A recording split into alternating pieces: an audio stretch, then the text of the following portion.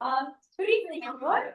Welcome to this event that is jointly hosted by the LSE Department of Gender Studies and the SEAC Southeast Asia Center, and generously funded by the LSE Research Fund.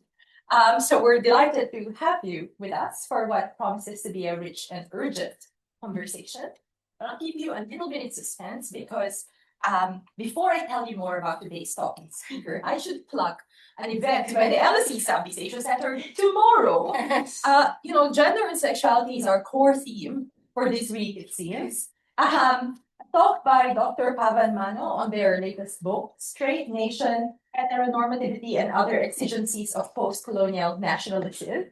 It will be happening December 3, 12 to 1:15 in CKK room 109. It's also on the LSE Southeast Asia Center website and LinkedIn. Looks like a very interesting book. So hopefully see some of you there. Okay, so today's talk. Scapegoating Queer, State Blocking and State Strategy, invites us to think about how gender and sexuality are mobilized in political life, not as side issues or add-ons, but as central technologies of governance. Across multiple contexts, including Malaysia, gender and sexuality have become key sites through which states craft legitimacy and galvanize political bases. The concept of pink blocking captures a strategy we see increasingly across the world, the targeting of queer communities to signal moral authority, deflect from governance failures, or strengthen claims to majoritarian identity. And as this talk will show, these dynamics do not occur at the margins of state transformation. They can be constitutive of how those processes unfold. So tonight, I am very honored to welcome Professor Meredith Weiss, Professor of Political Science at the Rockefeller College of Public Affairs and Policy at the University of Albany State University of New York, SUNY. Founding Director of SUNY/CUNY, Southeast Asia Consortium, our partner also for this event. She specializes in comparative politics with a focus on Southeast Asia, particularly Malaysia and Singapore. Her research centers on questions of social mobilization, civil society, parties and elections, governance, and drivers of political stasis or change. Please join me in welcoming Professor Weiss.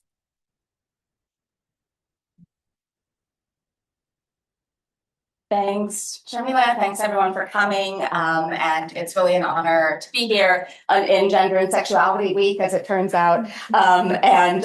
So I hope that we can have a lively discussion. So what inspired this particular paper was Malaysia's experience, especially following the 2018 elections there, as well as some recent developments around the same time in Indonesia. But it's all very closely germane also to the US now, unfortunately. So I refer here to the scapegoating of LGBTQ plus communities, but I think that this argument would apply as well to any small, seemingly electorally impotent minority. And therefore, I'd ask you to keep those parallels in mind and feel free in the Q&A to bring up other cases, other countries, or other groups that might function similarly in a political realm. So in January 2023, then newly elected Malaysian Prime Minister Anwar Ibrahim offered a noteworthy policy statement on Malaysian TV. And I quote, "Sometimes these politicians will say that if Anwar becomes prime minister, then Islam will be ruined, secularism and communism will gain a foothold, and LGBT will be recognized. This is a delusion. Of course, it will never happen under my administration." So in fact, no one thought that these things would come to pass. However tempting his own sodomy cases make it for right-wing opponents to tout a queer bogey. When Anwar's coalition, Pakatan Harapan, won power for the first time in 2018, there was some hope for change, especially since queer activists had openly engaged in mobilization with efforts such as Bersih, which is a mass movement for electoral reform and general political cleanup at high personal risk, but instead crackdowns.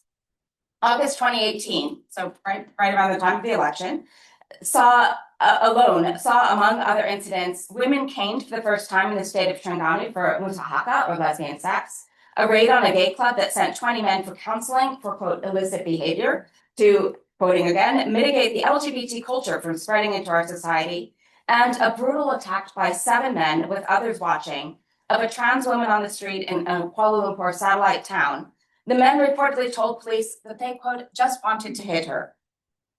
The following year, both government and opposition politicians decried the open participation of LGBT groups in an International Women's Day march, flaunting such brazen slogans as "We exist." More recently, just this week, as voters headed to the polls for a messy state election in Sabah and amid yet another sordid, sprawling corruption saga, police saw fit to sweep up scores of men in a sauna raid in Kuala Lumpur, to which they invited media to ensure lurid headlines. They followed that up with another raid in Penang. So Anwar's predecessor, Mahathir Mohamad, had likewise never shown signs of tolerance. Presaging Anwar's own statement, Mahathir had pointed out a few months after the previous election in 2018, so this was the 2022 election and the 2018 election. So Anwar came in 2022. Mahathir pointed out a few months after the 2018 election that the country, quote, cannot accept LGBT marriage between men and men, women and women. The anti-gay turn then got worse under the Malay-Muslim government that followed the collapse of Mahathir's government in early 2020. So this is also a time of general political messiness in Malaysia, from very consistent electoral authoritarianism, same party for 60 odd years, to turmoil. Okay. So for instance, that administration, the one that came in without an election in 2020, formed an anti-LGBT task force in mid-2021 amidst the pandemic. They had priorities. And the subsequent Prime Minister Anwar has been consistently anti-gay in policy terms. This is not something new. Indeed, Malaysia has never been a queer haven. Upon independence from Britain in 1957, yes, it's your fault. Then Malaya, like so many former British colonies, retained Section 377 of the Penal Code regarding carnal intercourse against the order of nature, that is, sodomy or gay sex. Relevant provisions in state-level Sharia laws applicable to the over 60% of Malaysians who are Muslim have also been stepped up nationwide since the 1980s. Punishments including imprisonment, fines, and whipping now apply in at least most states to sex between men, which is liwat, cross-dressing, and sex between women, musahaka. The government announced in 2021 that it would dramatically increase Sharia sentencing maxima from 3 to 30 years imprisonment and from 5,000 to 100,000 ringgit in fines, and from 6 to 100 lashes of the cane for same-sex conduct, although that amendment still had not passed by the time this government was devolved in 2022 in time for the elections. One state, Terengganu, has mandated stoning to death for liwat if married, or imprisonment plus 100 lashes for unmarried men, though federal limits so far make the limit unenforceable. Fatwas, or Islamic edicts, that 7 of Malaysia's 13 states promulgated from 2008 to 2010, some of them with legal status, further prescribe tomboyism, or penkid. The 2022 federal elections and the 2023 state elections saw a much-hyped green wave propel Malaysia's Pan-Malaysian Islamic Party, or PAS, and its Perikatan Nasional coalition to new success. Pakatan Harapan's comparatively weak support among Malay Muslims proved its Achilles heel, and helps to explain why Malaysia's ethno-religious right wing so aggressively pressed their case, and why the purportedly progressive coalition in office, now in expedient but awkward coalition with the previously dominant Barisan Nasional, hesitates to push back. So Anwar's current coalition and Mahathir's former coalition are governing together. Mahathir jumped to Anwar's as well, very messy again, but still. It's basically that this is a coalition that came in with progressive promises in an awkward coalition and facing ethno-religious threats. So moreover, Malaysia, together with Singapore, apart from these questions of Islam, had been a trailblazer in promulgating Asian values, as they were called, particularly during the former premiership of Mahathir Mohamad, which was 1981 to 2003, with, again, that other coalition, Barisan Nasional. Whereas Singapore's approach to Asian values emphasized the extent to which East and Southeast Asia thrive economically, given the edge that a disciplined, community-focused society offers, Malaysia's, and particularly Mahathir's framing, contrasted Western depravity and decline with Asia's more upstanding, healthy civilization. Western tolerance of LGBT rights, tenuous as it then was, stood front and center in Mahathir's reading of why the US in particular lacked standing to preach to other countries about human rights. As Mahathir pronounced at the United Nations in 1991, if democracy means to carry guns, to flaunt homosexuality, to disregard the institution of marriage, to disrupt and damage the well-being of the community in the name of individual rights, to destroy a particular faith, to have privileged institutions, Western media, which are sacrosanct even if they indulge in lies and instigations which undermine society, the economy, and international relations, to permit foreigners to break national laws, if these are the essential details, cannot the new converts opt to reject them? So since then, while open discussion of Asian values has subsided, those underlying attitudes and presumptions have arguably held their ground, especially with rising political Islamism. Indeed, Malaysia has stood pat at the UN specifically, joining other mostly Muslim majority states in opposing Human Rights Council resolutions against violence and discrimination on grounds of sexuality and gender identity in both 2011 and 2022. Still, Malaysia noted during its 2018 UN Universal Periodic Review, countering pushback against its criminalization and stigmatization, that they, quote, do not discriminate against the LGBT community and their rights are protected in accordance with our domestic laws. So what prompted my inquiry here was a jarring disjuncture of a supposedly progressive new administration elected in Malaysia in 2018, followed in short order by attacks of various sorts on lesbians, on trans women, on gay clubbers, on gay public figures, and on others. What makes it still germane is not least cognate developments that ramped up around the 2022 election, or last year's elections in the US, as well as contemporaneous ratcheting up discourse of gender ideology and similar apparent evils in European and other states. Why now, and why so virulent? Yes, Malaysian LGBT communities have become moderately more visible in recent years, at least in urban centers and online, than had previously been the case. And yes, Malaysia's majority Muslim population, along with a fair share of Christians, does skew socially conservative. But there's been nary a whiff of a queer uprising. Indeed, Malaysian activists have not even pursued a Singapore-style public campaign for repeal of the anti-sodomy components of Section 377 of the Colonial Legacy Criminal Code, let alone targeted restrictions against sex between men or between women in Malaysian Sharia codes. So why did even a self-avowed, pro-democracy, inclusive administration make stirring the homophobic pot, riling up rather than tamping down exclusionary discourse and anti-LGBT violence in society so prominent a part of its new Malaysia game plan? Even small repressive actions produced florid media headlines, at home and usually with a more hand-wringing spin overseas, and public officials' statements suggested that they courted that coverage. State homophobia is no less common than its societal variant, of course. A recent survey of global anti-LGBT legislation identifies 6 countries with the death penalty for consensual same-sex sexual acts, and another 5 with potential for its application. Over 1/3 of UN member states, including half those in Asia, criminalize consensual private same-sex sexual acts. Only around 15% of member states extend to same-sex couples rights to marriage, partnership recognition, or adoption. In the US, the LGBT rights group Human Rights Campaign declared its first ever national state of emergency in 2023, this is before Trump came back, in light of increasing homophobic and transphobic rhetoric and actions, including a wave of discriminatory legislation across states.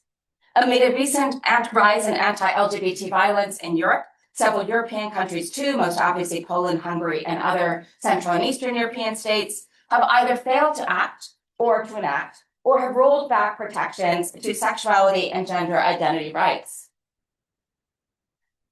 However, other states see in at least tokenistic concessions to a clearly overblown queer opponent opportunity for pinkwashing, burnishing their progressive credentials via protections for LGBT communities without ceding really substantial ground. What we see in Malaysia suggests an explanation for this divergence. Pakatan sailed in on a tide of big promises, but the coalition started to take on water near immediately. Ethno-religious agitation, in particular from among the Malay-Muslim majority, menaced and soon capsized Pakistan's policy agenda as being insufficiently solicitous and supportive of Malay-Muslim rights. Few within the Pakistan administration were openly pro-LGBT, indeed that any politicians at all pushed back, even against overt homophobia, represented a still noteworthy advance, and a couple did. Scapegoating queers carried little cost, including among coalition ranks. It thus offered an alluring opportunity for the opposite of pinkwashing, what I term cleverly pink blocking. I really agonized over this term, and that's all I came up with. It's a way of affirming moral purity and commitment to pandering not to the West, but to the base. The fact of an existential partisan challenge nudged Pakistan decisively toward the utilitarian value of pink blocking. To understand the workings of pink blocking as state strategy, I'll begin by disentangling states' engagement with LGBT rights claims, turn next to a very brief and selective history of LGBT mobilization and counter-mobilization in Malaysia, and then query why pink blocking now has such allure there and where else we might find it. Because, as Sharmila said at the outset, this really is, however perversely, a key part of state-making in a contemporary environment. So, through much of Southeast Asia, whether citing Asian values explicitly or not, official framing of LGBT claims and rights as imported Western and in contravention to local cultures and values is the norm. Western colonial intervention did far more to impugn than to promulgate homosexual practice and non-binary gender identities, or relative tolerance of these, in the service of constructing what Nagel calls an ethnosexual frontier. Post-colonial rhetoric of Western decadence, for instance, Mahathir's declaration that, quote, Western societies, he's always good to quote, are riddled with single-parent families which foster incest, with homosexuality, with cohabitation, with unrestrained avarice, with disrespect for others, and of course, with rejection of religious teaching and values. That simply reverses the disparaging, boundary-maintaining gaze. But that premise of foreignness complicates transnational advocacy. Should it be international organizations or allies that press LGBT rights, they may appear to be proving the point. Even when states or other social actors acknowledge LGBT rights claims to some extent, even in law, they may stress traditional values discourses, such as the Asian values trope, or otherwise push back. Meanwhile, we find two distinct, if overlapping frames, what Tom Bolstorff differentiates, referring to Indonesia as heterosexism versus political homophobia. He finds that rising political homophobia in Indonesia in the years following Reformasi of the late 1990s reflected also a normative premise, a preference for the nation not, quote, to be represented by non-normative men, but rather a nationalized masculinity. For Bolstorff, heterosexism centers heterosexuality as the only natural or moral sexuality, whereas homophobia is more about gut-level emotion. Even Euro-American states and societies with more inclusive laws accept and openly admit heterosexism, for instance, as being pro-family. Homophobia is more likely to raise hackles and to be defined, though heterosexism and homophobia may feed off each other in practice. Heterosexism may be pervasive, even where overt or legalized homophobia is elusive. So to some extent, pinkwashing and pink blocking present a similar binary. Underlying both is an inclination not to uphold sexuality and gender identity rights claims, to do so only under soft power duress. Heterosexist and or homophobic states calculate and weigh the relative benefits of winning Western allies' support and perhaps losing some internal support through an at least partly cynical embrace of these rights versus of winning internal support at the cost of antagonizing at least some external allies and domestic progressives by attacking those claims. Singapore and Vietnam have pursued pinkwashing, for instance. Singapore's decriminalization of sodomy in 2022 kept to a path broached in 2003, nearly 2 decades earlier, when domestic support for loosening up was less evident. Authorities then declared, in their quest to appear pro-gay enough to attract foreign enterprises and talent, but not too gay, that they would allow gays and lesbians in the civil service so long as they came out to their supervisors. 4 years later, 4 years later, the Prime Minister further clarified, I have an article on that from a couple decades ago, if anybody wants it, I can send you that, but the Prime Minister further clarified that his government would not repeal, but would no longer proactively enforce Section 377A. A something for everything pinkwashing, pink blocking mashup followed in 2022, legalizing gay sex, while confirming with the new law that same-sex marriage remains verboten. In Vietnam, by contrast, pinkwashing offers straightforward utility. A one-party state presents less incentive to surf waves of domestic sentiment, and Vietnamese society lacks the same coherent, organized religious right. More broadly, especially for states under fire for human rights predations that might otherwise compromise needed Western aid, security guarantees, or investment, opportunistic deployment of tolerance woos external allies. So here we find pinkwashing. Legal and other reforms, potentially highly consequential and beneficial for LGBT citizens, even if social stigma limits their exercise, intended to gain kudos from Western allies. States may oscillate between poles, or may, like Singapore, be split in their inclination toward one or the other. And many or even most states just prefer not to take too firm a stand one way or another.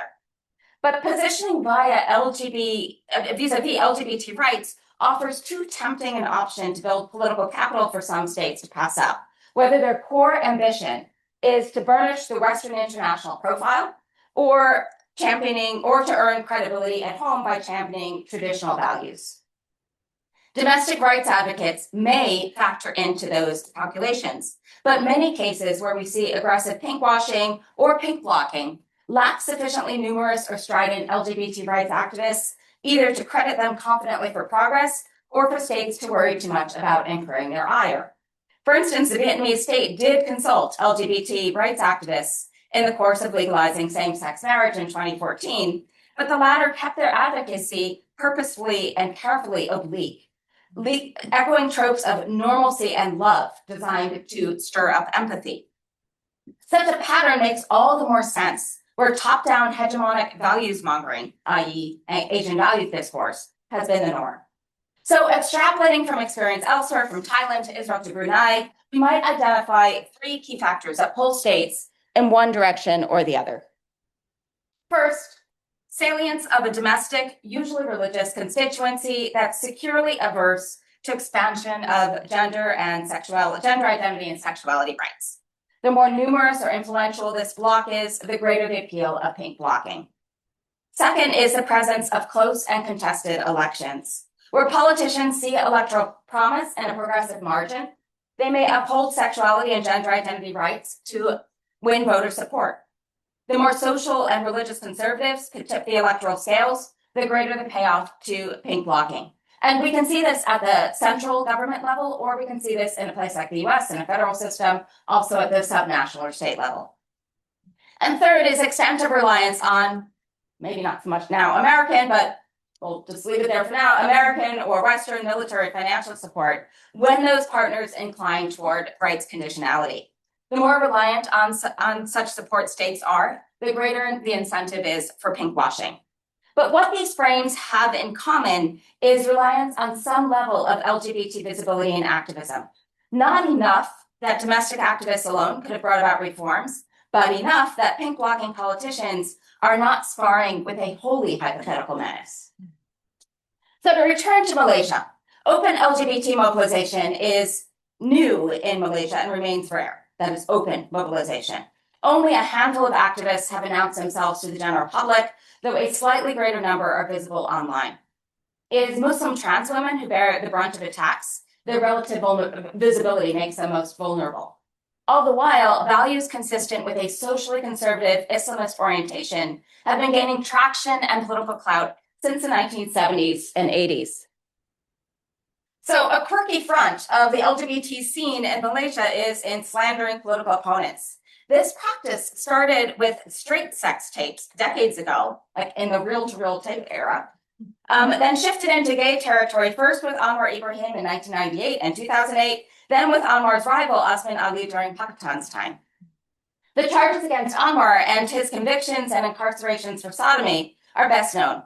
Anwar himself has adamantly disavowed not just homosexual inclinations, but also advocacy for LGBT rights. What made these charges potent was how verboten gay sex was for a Muslim leader, and that was really Anwar's own calling card. As one commentator described, quote, nepotism could be forgiven by staunch Anwar supporters. Corruption could be overlooked. After all, many public figures had been forgiven similar transgressions. But homosexuality? Anwar was invested above all in restoring his image among his Muslim political base. The decision not to condemn sodomy laws, notwithstanding the great benefit that he himself could gain from their elimination, speaks to the allure of pink blocking as a strategy.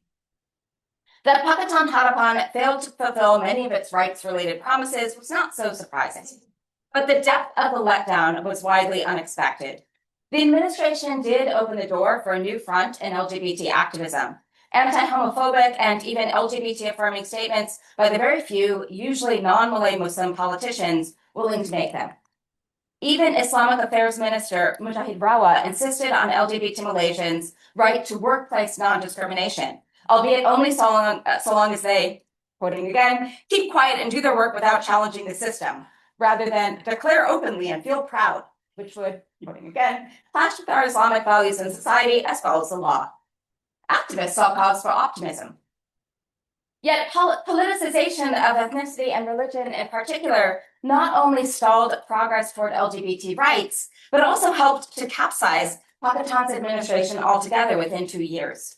What added fuel to the fire as regime opponents played up claims of insufficient attention to Malay-Muslim rights and status was that decades of media control, de-emphasis of critical thinking skills, and media outlets prioritizing sensationalism over investigation have left media more prone to amplify than undercut presumed dichotomies between an Islamic or secular Malaysia, what is deviant or acceptable, and so forth. Malaysian civil society includes some queer space, but that space is limited, only sometimes apparent to the untrained eye, and harder for some Malaysians, especially Muslims, to occupy comfortably than others.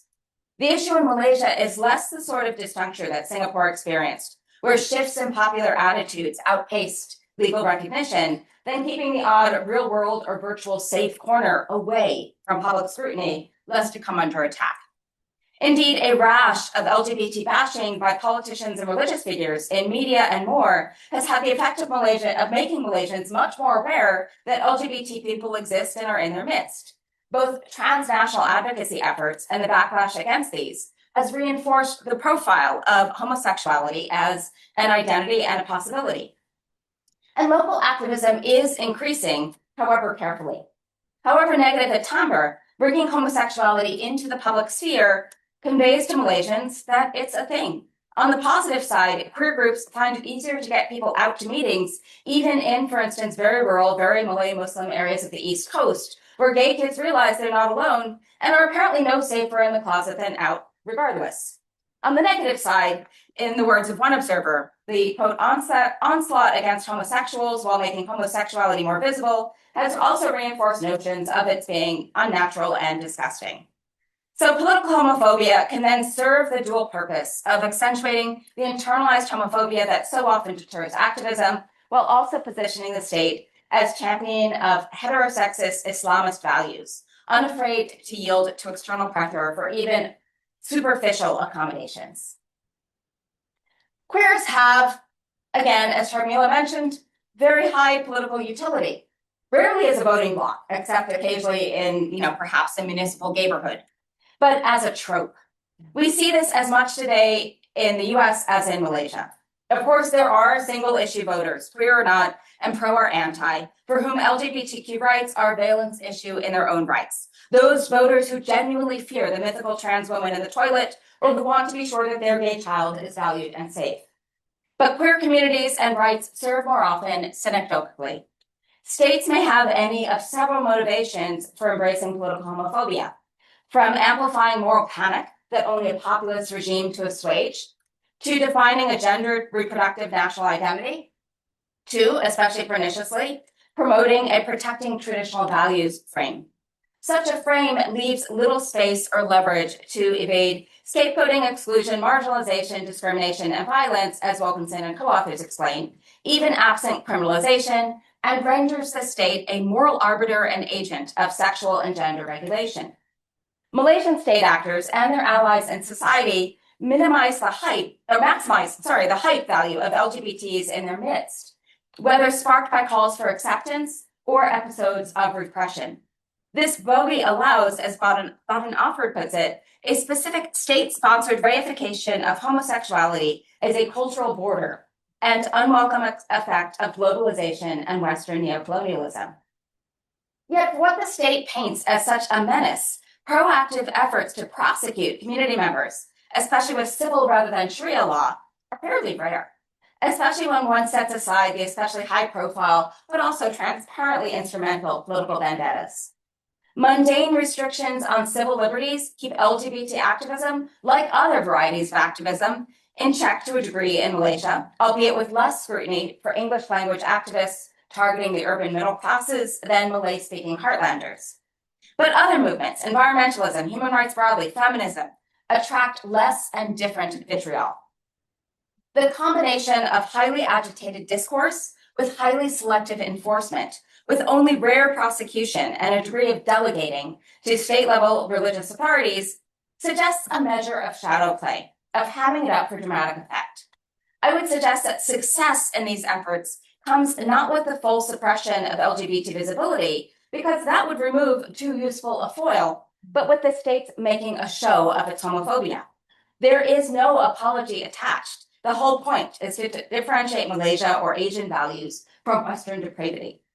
Notwithstanding at least tentative, partial, and hedged steps by the short-lived initial Pakistan administration to acknowledge LGBT rights claims, their administration still learned that LGBT communities present a usefully more visible, tangible target than the other bogies with which adversaries lump them in Malaysia. As then Prime Minister Najib Razak, leading a Barisan Nasional administration, asserted in 2012, for instance, LGBTs, pluralism, liberalism, all these isms are against Islam, and it is compulsory for us to fight these. So governing now in a unity coalition, Najib's coalition, the Barisan Nasional and Pakistan Anwar's coalition, faced an even more daunting threat from the religious right. Its actions, including those most recent raids and mass arrests in the last few days, suggest that administration to be tacking to the right, including by resurrecting the LGBT menace. Most tragicomical in this vein, in August 2023, having already seized dangerous rainbow-hued pride-themed Swatch watches in an earlier raid, the government banned wearing, selling, or distributing the watches or even their packaging, on pain of up to 3 years imprisonment and a steep fine.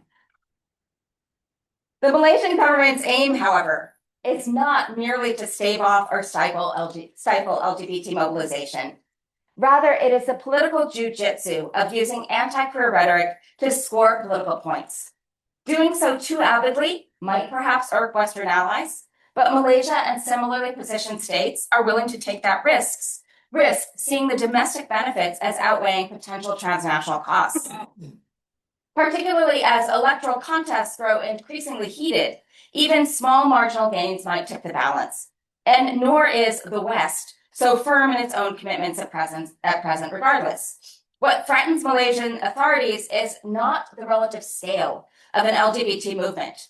Any untoward normative position challenges hegemony, but it offers grist for posturing. In Malaysia, the state has willingly played to appreciable domestic audiences. For instance, Mahathir's repeatedly invoking such tropes of Western depravity as Homosexual Day and men wearing earrings with pride in proclaiming Malaysia's higher moral standing. They're coaxing electoral support by serenading a socially conservative expanding fringe is thus a credible approach. So why do states choose to embrace sometimes pinkwashing and sometimes pink blocking? It is not that Malaysia, for instance, disdains Western approval as a general rule. Najib, seen here, his BN administration made a show of harassing trans women and gay men, even as a prime minister himself beamed from the golf course to the Oval Office with Donald Trump. The calculation is more to do with strategic weighing of domestic versus international payoffs, including how effectively either option could be spun. Laws against LGBT people in Malaysia are not new, any more than the presence of such people themselves is. And it is noteworthy that prescriptions under civil law remain less often invoked, Anwar's case aside. But a well-organized Islamist civil society, replete with online and other media platforms, elevates the potential credentials-boosting value of raids and punishment under Sharia law. At the heart of this analysis is a reading in line with what Brian Thorson describes as the contextual variability of anti-queer animus. Pink blocking draws upon locally defined hostility and fear. It assumes a degree of expressed or latent moral panic or cultural anger, but it represents a specific top-down instrumentalization of using LGBT people as a foil to score domestic political points. Probing this strategic use of homophobia and transphobia sheds light on why a small queer minority, hardly eager for the public eye, commands such incessant attention. Domestic social conservatives in Malaysia or similarly positioned states, the US for instance, may take issue, but the state has made a strategic calculation that that cost is manageable. In states with meaningful elections, like present-day Malaysia, domestic support is what matters more, much more than appeasing external allies, and buy-in from targeted constituencies can counterbalance any pushback that might come. Pink blocking may well be a winning strategy. So we find then no one pattern across states, but a plausibly consistent internal state logic undergirding movement towards celebrating or scapegoating alike. And with a happier scene from a different country, I'm happy to take questions.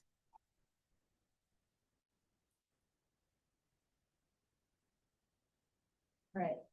So I'm going to take questions from the room first, and we also have a set of online questions. Wow, okay. So I'll call on you, and then please introduce yourself briefly, and then state your question. How would you prefer this? Do we do one-on-one, or do we collect 2 or 3 questions? Let's see how many are. Okay, how many questions do we have at the moment? There is 1. Okay, so we can do one-on-one. Okay, let's go. Hi, I'm Alex. I'm at UCL. The narrative is pink blocking and pink washing depends upon Asian values and Western values and proximity to both lying to the West. My question is, in 2025, many Western countries, the far right increasingly are led by LGBT leaders who are against gay marriage. For example, Alice Weidel in Alternative for Germany or Alternative for Deutschland in Germany. Yeah. And so the message of there's probably never been more LGBT leaders of far right parties, and the far right parties are winning elections in Europe. And a lot of their positioning is reclaiming a West that was lost. And so this kind of sets this emptiness where no longer is there a conflation between LGBT rights and the West if LGBT leaders of the far right are against gay marriage. Yeah. Given how global politics or European politics or Western politics pretend to be in the next few years, how then can the dynamics of Western versus the rest shift with respect to pink washing and pink blocking? There are a number of different ways to approach that question. So one would be that I do think that the specific dynamics of pink washing are likely to change, particularly in just diminishing the relevance or the appeal of it. Just I don't see the likelihood of as much conditionality or pressure. So much of it was coming from a fairly imperious US towards even performative LGBT rights concessions. So I think the trade-off between pink blocking and pink washing, there's probably going to be less pushback against either ignoring LGBT rights claims or even pushing specifically criminalizing or otherwise antagonizing. So I would expect less pink washing moving ahead. The other way of approaching that question, though, is to think about the panoply of issues that we might link as LGBT or of claims or positions. So what we might then see, thinking of work by like Mary Bernstein, for instance, on celebration and suppression of different types of rights within an LGBT frame. And so we could see, Scott Bessent in the US is a terrible political figure in my view. You know me, I don't speak for my institution, blah, blah, blah. But it's also gay. And so this is, sort of validates, oh, we can't be pro-gay because look, we've got him. And so, but this is a specifically in the US, this is a white cisgendered male, gay agenda, such as there is an agenda, which may not be transpositive in any way, or may not specifically pick up on one or another claim. So gay marriage, for instance, in the US is a very heteronormative claim among the different rights claims that queer communities might present, right? And so in other countries, that may be less the case. So it may just mean that we see more selective, more of a menu of options, both in Europe and in other states of, okay, these things will show that we're not anti-gay, but certain gays. So I see just a path toward new normativities which could be just as stifling of those who identify, for instance, as queer rather than gay or lesbian, or as trans, and for whom gender identity is a larger issue than sexuality per se. Thank you. Yes, and then John the second one. Yeah. Yes. Yeah. Oh, do you think that pink blocking has become a more effective strategy in Malaysia because there has been a shift in nation building from one that was ethno-nationalism to religious nationalism? Because going back to the 2022 elections, the Green Wave was won by a unanimous election of PAS in the northern and obviously more rural and radicalized religious states. So Anwar knows this very well. His party will always get the favor of the Chinese, Indian, middle class living in cities. He has won those votes, and now he's like pandering to religious extremes that was also kind of catalyzed under COVID. Yeah, everyone was staying at home watching TikTok imams. Yeah, and I would agree with that. And I think what complicates it is the fact that so much of what Anwar's administration has done is continuing in the thread from what it was done before. It was more the surprise here was not so much, oh, look, there's targeting of trans women, but rather under this administration, there wasn't any let up in that and actually accelerated under Pakistan. But I think now, especially, the Asian values trope is more implicit than explicit now than it used to be. But I do think that signals, as you say, a shift from an ethno-nationalism to religious or ethno-religious nationalism, which is so much what Anwar has always conveyed, which is it highlights in many larger ways this tension between Anwar, the Islamist leader, and specifically an ethno-religious nationalist leader in his early days as a student activist moving forward, brought in for specifically Malay rights, Malay-centered Islamist agenda for the country, which can have progressive elements. This is not, there's not a monolithic sense there. But that is in tension with a lot of the more rights-centered, not necessarily secular in Malaysia, but not ethno-nationalist priorities that particularly non-Malay voters for Pakistan have carried. And so it was more the fact that there wasn't any let-up in this, homophobic, transphobic set of policies and actions. So I do think that this will probably continue to accelerate in as much as it's just, again, it's largely performative. And yet it's also really damaging, and it's done for that performative effect. It's not, there's these last raids, so there are over 200 people who are arrested, they're brought to the lockup, and all but the foreigners are really, the police just botched it. But in the meantime, they invited media, released names. It's hugely damaging to the individuals involved for no political purpose, except to show, look, we don't look over there at the corruption charges in the Sabah election that we didn't do so well in, but look at what good Muslim leaders we are. I think building on that, that's not a question, but as soon as I saw this news of the raid, I just immediately think it must be an election coming up. Exactly. Yeah. And his party got 1 seat. Yeah, it's done. Yeah.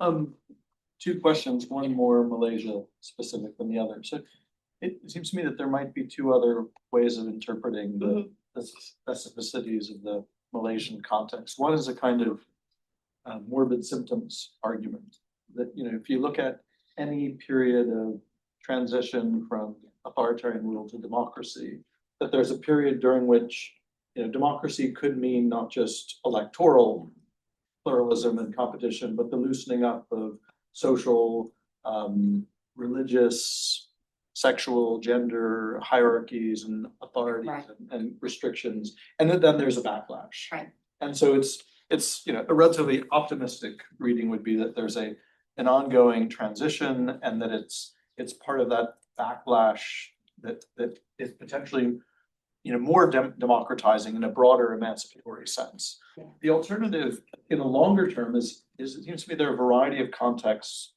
which Malaysia might fit within, in which we've seen examples of more or less patronage politics prevailing. And then there's a small sliver of the sort of base and of the electoral sort of logic that is issue oriented and, for want of a better term, religious. Yeah. And you can see it in Bangladesh. You can see it in Nigeria with evangelical Pentecostalist Christians. You can see it in Indonesia. And So most of the politicians, they just want to make money. Yeah. They're just in it to make money, but so they're happy to partner up with people who just care about something else and to win those marginal votes. And so I wonder which of those two is more, likely in terms of interpretation, or whether they're both going on.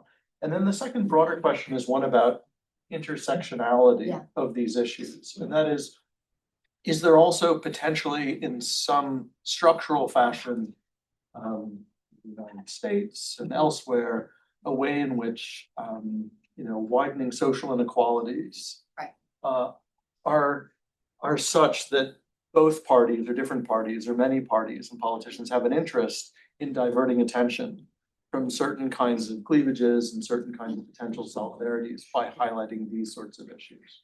Yeah, so on the first question, I think all the above is happening in different ways. So we could see this as, I think a different way, it's maybe twisting your question a little bit, but this expectation of reform, it really gets at the heart of what does it mean to have a transition in government? And so I've argued that Malaysia's 2018 election, which I think the 2022 election confirms, is no longer electoral, it's no longer single party dominant, but it is electoral authoritarian still. Definitions of electoral authoritarianism in the political science literature, because I'm a political scientist, tend to use single party dominance and electoral authoritarianism as essentially synonyms. That you can't have electoral authoritarianism without a dominant party. Malaysia, I think, would do. And so I think part of that then gets to what is it that has there been a transition of any sort and of what? And I think we've had a change of leadership, but there hasn't been a transition otherwise. And instead, in this more competitive environment, it may be that there's actually less space for pushing any not electorally useful claim. Okay. So if, for instance, this could be a moment in which we see, I don't really yet, but there's been some. We could see movement, for instance, toward greater women's rights in Malaysia, because that's a big voting bloc, right? Queer people are not a big voting bloc, right? And indeed, there have been some half-hearted steps toward gender quotas, unofficial ones, for 30% in executive office. Anwar is probably the least compliant with some of these quotas.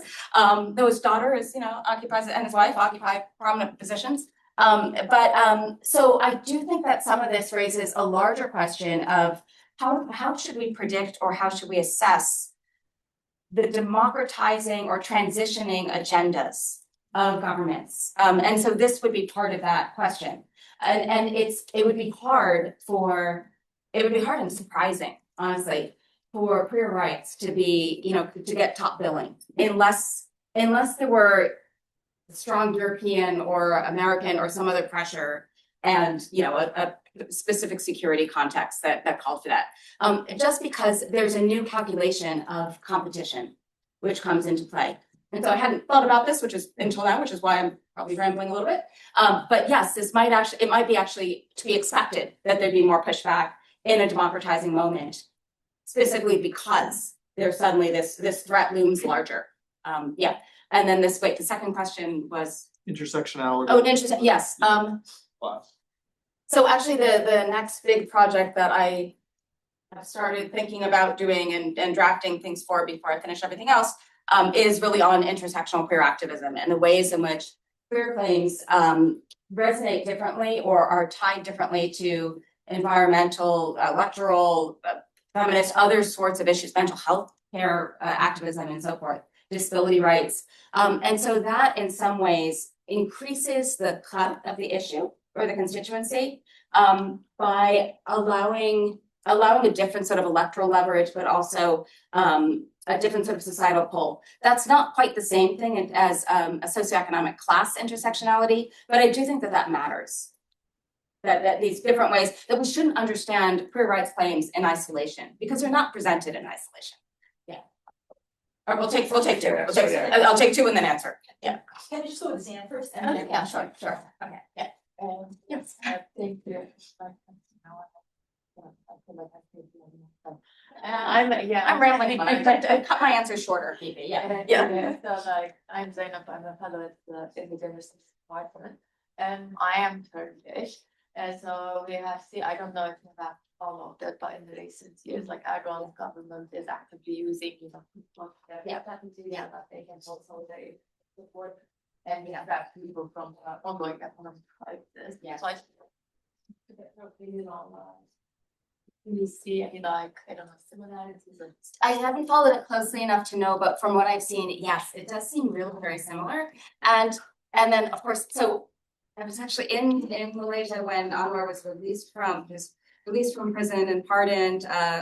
When after the 2018 elections, there's this big thing where he comes out onto this field in Petaling Jaya, and the first thing he says that he had just spoken to his good friend Erdogan. It's like, seriously, like, the crowd around us was a little confused, but yeah. So I mean, there's so much space for comparison there, but yeah, I do think that it's a diversionary tactic, but there's still work to be done on when this diversionary tactic and why this diversionary tactic.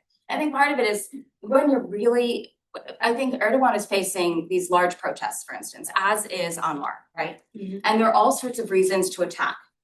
And so many other things that they might do as a diversionary tactic open up criticism. There's going to be so little pushback that matters domestically to attacks on LGBT people. It's kind of an unalloyed good in the context of the base that they're trying to cultivate. I'm caricaturing to some extent, but I don't think extremely so. And so in that sense, it's such a safe, soft target. And yet it's so damaging in so many ways. I think probably a way forward around this is really these more intersectional coalitions to link questions of, sexuality rights with feminism, for instance, as we see happening in Thailand with, protests around democracy framed in terms of gender and feminism and so forth, with also a high queer presence. But to recognize or articulate the ways in which rights for sexuality and gender expression, for instance, align with rights that others can also benefit from. It's still hard to build those coalitions, right? And yet that may be the only way to make there be some cost to an Erdogan or an Anwar for targeting what is essentially a defenseless community, not resourceless, not unresilient, but unable to come up with a strong political defense. Yeah, I'd love to talk more after that. Yeah. I'm Daniel Conway, University of Westminster. Thanks so much. I've got two sort of related questions. One is, obviously you talked about the really limited queer spaces in Malaysia. And I just wonder about where you think there are points of resistance or potential points of resistance in terms of fighting back or fomenting a kind of subculture which could lead to political movement. And then the second point, which is a bit related, but done some research on Shanghai Pride before lockdown.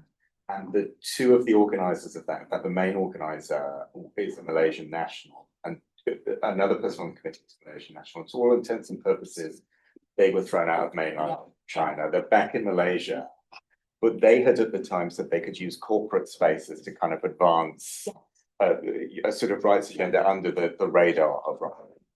That clearly hadn't worked in China, and I think they were intending to sort of go back to Malaysia and continue that work. My guess is corporations for being capricious kind of allies, it's impossible to do that. No, so that's actually, there is some space for MNCs, and this happened in Singapore as well. And in fact, the pink dot, the ultimate version of freedom to love, big puffy. If you've seen the pink dot, it's a stuffed toy that's a big pink dot, is what represents this subversive agenda. It's a smiling dot. This is not anything threatening. It's purposefully, it's a family-friendly, fluffy pink festival, right? And yet it got increasingly, like the political messages got increasingly sharp over time. But it's as we saw it later in Vietnam, of this sort of framing of gay marriage specifically there as being, not threatening, as being, but ways to frame this in a way that it's not threatening to the state. But initially, there had been all sorts of corporate sponsors for Pink Dot, and that was the state then barred any foreign funding or foreign participation in the Pink Dot festivals. They're held at Hong Kong Park, the Speaker's Corner. But one clear entry point, especially because of this, spoke by Richard Florida on the creativity, and what was the book called? Sector. What was that? The creative class. Yeah, the creative class, that's it, yeah. So Singapore picked up on this, and oddly, as did, I was an election monitor in Ohio, as did like Columbus, Ohio, and other places, like, this was the thing of like, you have to, it's a tease, it's tolerance was one of the things that makes you in Austin, Texas, or Silicon Valley.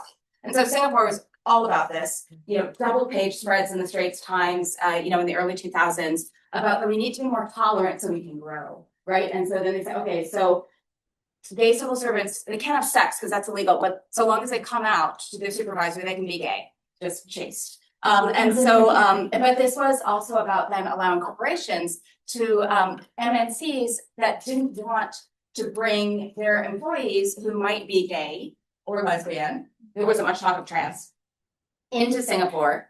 Wait, will they be subject to possible prosecution if they bring a partner or something else? So that's when the state also said, and this is Singapore, not Malaysia, we won't prosecute. Never mind rule of law.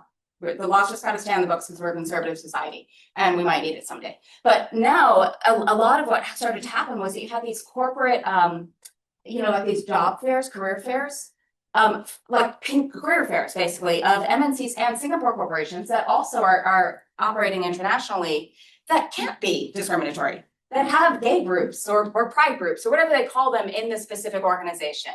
And please don't read any of my terminology. I'm all over the place with it. Whatever terms work for you, substitute those in your mind. But so the pride groups in different corporate entities, which helps to create safe spaces for people, but also suggests if Singapore wants to advance, this really needs to happen. There's some of that in Malaysia.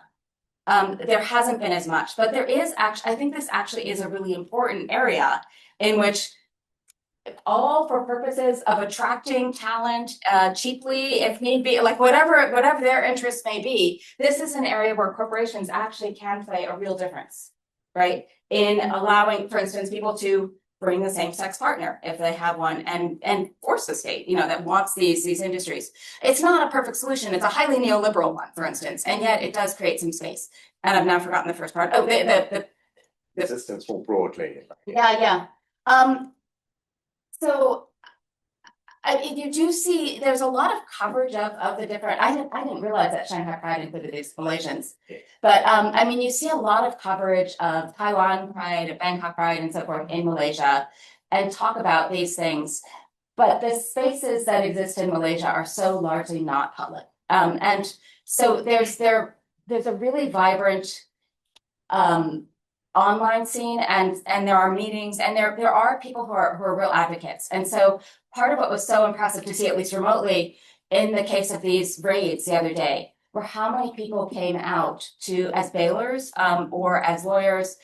Some of the areas where you see real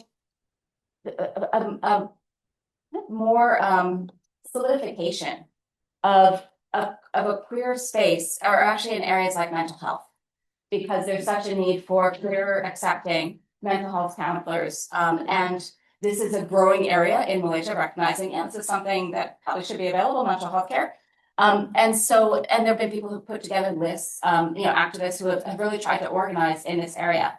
So it's still largely underground in terms of, how one finds out. And I do wonder how, young people find, these networks. But once they do, there are really concrete legal aid support. Well, there has been support in public and healthcare issues, but there was a raid on a HIV/AIDS event, for instance, claiming it was a gay event recently. So that's actually not always safe space, but that there are communities of professionals, for instance, who can help. That apparently, for instance, police are being told that to take, if they arrested a trans woman for cross-dressing under Sharia law, if she had condoms, that can be proof of, that they're engaging in something terrible, right? Beyond cross-dressing. And so the legal support to counter those claims, because you don't necessarily know what your legal rights are. So I think those are the sorts of queer spaces that are probably most, it's a very functional argument, but I think that that's actually a really important space for expansion in Malaysia now, are very tangible areas in which there's protection afforded and information. Thanks. I'm gonna read from the questions here. Okay. just so in case anyone is having trouble seeing the questions. So the first one from Sandra Rios, Colegio de Mexico. In your opinion, how could this play into the context of countries like Thailand, which are sort of pushing this global commercial persona of being a queer-friendly country, given that you mentioned the influence of Western independence in these sort of strategies? That's the first one. Do you want me to read the second one as well? Or do you want to answer? I'll just answer that one first. And so, I mean, I think for Thailand, on the one hand, there is enough of a domestic activist community that's run with the changes. And I'm going to defer to Petra to like correct me if I'm wrong about this. That I do think that there's definitely a pinkwashing aspect of the adoption of same-sex marriage in Thailand. That's undeniable. But why did this happen under a loathed military government with a less than highly popular king, for instance? But at the same time, I do think that there's a Western conditionality aspect, but I think that now that the legal changes have been made, I wouldn't expect them to be walked back. Legal expert on Thailand? Okay. Yeah. But at the same time, the mention of the commercial persona is another piece of this that I didn't mention, but it's worth mentioning. So it's not only Western conditionality and rights support and so forth. It's also what Peter Jackson in particular has written about the lavender bot, so the commercial market. And for Thailand, that's so long, mostly because of the sex trade, been a huge part of the impetus. For Singapore in early days, the whole Bugis Street, mythos and so forth, that might have been. But for Malaysia, it's not. And so that differentiates Thailand from the other states in the region in terms of another independent impetus for trying to court, come to Thailand for your gay marriage. As well as for a sex change operation or for whatever else you might need. Okay, and the Second question. So I'm Ron, lecturer and independent researcher at Monash University, Malaysia. Why isn't there more conversation on Islamo-fascist roots in Malay politics in 2025 Malaysia? It is a huge unspoken problem. From the reports, imprints and reactions of the local Malay population online right now, all of them are relating their disgust to Islamic morality, not Malay as a culture, but faith. There is talk of vengeance, public humiliation, and vigilantism. The exploitation of Malay-Muslim men who were caught in the raid speaks volumes as they're the ones getting the brunt of it. However, when the cops detained the men, they were first charged with 377 secular law. They have not pursued Sharia law yet. In that same breath, the non-Muslims will have survived Sharia law, but under the penal code, they would have been punished. I was in the same sauna a week before the raid, and this has been a really upsetting time for many. Yeah, so I mean, there's a lot in that question. But so I'll highlight 2 points. One is, as Ron mentions, there are 2 primary ways in which one can be charged in Malaysia. One is Section 377, the other relevant parts of the criminal code, which applies to all Malaysians, and the other is Sharia law, which is state-specific. So the Malay Muslims who were picked up in the raids are still likely to face charges under Sharia law. But the civil law, those charges have been dropped. And so I think in some ways, the fact that there's still this civil law, and that it's specifically a British law, that probably helps to confuse the story of whether this is Islam or something else. And so it's not a deep confusion, but I think it helps to obfuscate to a useful extent. And indeed, when Anwar was charged and ended up, in jail for a number of years for sodomy, it was under 377. It was not under Sharia law, which makes no sense, right? He's a Malay-Muslim leader and so forth. But it's the standard, the level of evidence is higher, what's required to make the case. And so most of the cases that we see, except for cross-dressing, do tend to be under 377. But as I said, it's not prosecuted often. It is for dramatic performative effect, or there are raids and intimidation and so forth.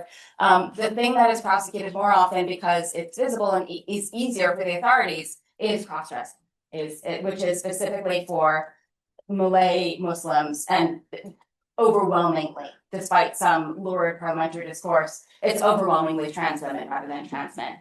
And so there's that aspect, but there's also this question of what people do and don't discuss. And again, this is a deeply upsetting set of incidents, because it's no longer just one incident in this week, for many in Malaysia. And there has been pushback, including from non-queer people in Malaysia as well as outside Malaysia, about this. It's really difficult to push back against, if you are a Malay-Muslim, to push back against anything that's related to Sharia or Islam, right? And so, for instance, I mentioned Terengganu had passed these, the death by stoning, regulations. That is not allowed currently under Malaysia because only civil law is not criminal. The criminal code is uniform. If the language, there are different terms that are used in different places. In Malaysia, it's hudud is the term that's usually used for referring to allowing criminal law, Islamist criminal law. That could pass, allowing steeper penalties and also allowing for a different set of crimes to be charged under Sharia law. Then those sorts of enactments would probably proliferate across more states, but also could actually be implemented. One of the key issues that keeps coming up is whether these hudud enactments should come to Parliament, whether they should be passed, whether any Muslim politicians would be able to vote against them, regardless of what they themselves think about those enactments. These would put Malaysian penalties, and there's all sorts of media coverage of this and academic discourse, that there are 2 or 3 countries that have similar penalties. This is not a community of Muslim countries around the world. This is not about Islam per se. It's about political culture, right? And then the performativity of that. But at the same time, it's really difficult, especially if you're a politician and you're Muslim, to push back. If you are an academic and you're Muslim, it's hard to speak out about this. All the more so if you're female, let alone queer, right? And so it's a really hard. This is part of why, as I said, this is a soft, easy target. It captures a lot of good, rah-rah. We're being super conservative and holding up the right wing, and it's really hard to push back. And so one could fault the politicians, in office for this, and there's good reason to do so. But at the same time, it's not just a question of their own electoral calculus. There's so much social pressure as well, and that applies to the general public as well in terms of speaking out. That's not a full answer, but it's just the complexity of problems, which I'd be curious to know if in Turkey, for instance, if it's similar. Are there any more questions? Yes, please. Go for it. Yeah. Oh, the question. Sorry, my name is Kazi. I'm a PhD student at the International Relations Department here at LSE. The comment about conspicuousness, visibility, is quite an interesting one. Yeah. I was wondering if there were any variations in the reactions to when pink blocking is occurring when it comes to highly conspicuous or popular concerts. Oh, yes. Because in this sense, we don't only have autonomous communities that are at play or allyship communities that are at play. There's also an element of needing this to be queerness. Yeah. Whether or not that actually is the case is, arguable. Yeah. So we see the Western, sorry, I'm gonna continue, the Western bands that may be Western or whatever, but you also see the K-pop that are presenting in various ways. It is so interesting that, so I haven't seen any academic work on this, so if somebody wanted to do this, this would be such an interesting topic. So there is all sorts of pushback, and there has been for decades now, including under Anwar back when he was like a student leader against Western concerts, music concerts, and then also theater and things like that. There was just under this new administration, it was I think like a year ago now, there was a British band in 1977, some year in the 70s. What's it called? 1984 or something. That's George Orwell. Like 87. 1935. Okay, pick the year. That band. Okay, they apparently had signed a rider stating that they wouldn't have alcohol on stage, nothing gay, nothing whatever. And they apparently straight. I don't actually know. Lead singer came on stage, as I understand it, holding a bottle, drunk out of his mind, and kissed his bandmate. Making a statement about how Malaysians should fight back against their government. So number one, I won't. But anyway, that was not really the best thing to do. It's not being a good ally. The whole entire music festival was shut down. But this was a sign then of also, oh, right, Western music depraved. It was, you know, the cultural minister, who has been a real advocate for the arts, has been, to the extent he can be, something of a queer ally, just because the arts, there's a lot of queer presence. She was the one who shut down the festival. It was like the first day of a major music festival, much attacked. And by that point, it was already all over social media. Like, there was little benefit to it. This was one of those things that people then held up as the rightward turn of this administration, that they would push back against this cultural expression rather than just deporting the 1975, you know, which they did, right? And recognize, okay, this was boorish behavior by this, you know, white guy. But so there's that. On the other hand, K-pop, I haven't seen any real pushback. And in fact, the National Gallery is beautifully redone. I highly recommend it. They had, last time I was there, they had this whole K-pop exhibit. And it was a weekday, so there weren't a lot of people there, but there were a whole bunch of like young Malay women, you know, in tudungs posing in front of us. I mean, the whole boys love K-pop. There's a lot of, you know, homoerotic imagery, we'll just say, you know, in all of Hallyu, in all of K-pop and BL and so forth. And that's popular in Malaysia and certainly in Indonesia and throughout the region. And it seems to go unremarked. And it might be because, oh, this is Korean and not Western. I don't know. But it's just, or maybe it's they're not catching. There's a lot that if it's in English, it gets missed. So it might also be that they're just oblivious. But I don't know why there hasn't been the same pushback. But yeah, if somebody were to write on that, that would be excellent. Yeah. We have time for a couple more. Very interesting. Yeah, last one. Okay. This one is a bit more meta. Okay. We talked about this earlier. How negotiate your position as a US-based academic? Yeah. Doing work in Malaysia, given how sensitive and precarious it is. Yes. I mean, I try as much as possible to be under the radar, especially if I am doing research on activism broadly. So my research since the 90s has been largely on civil society and activism and so forth.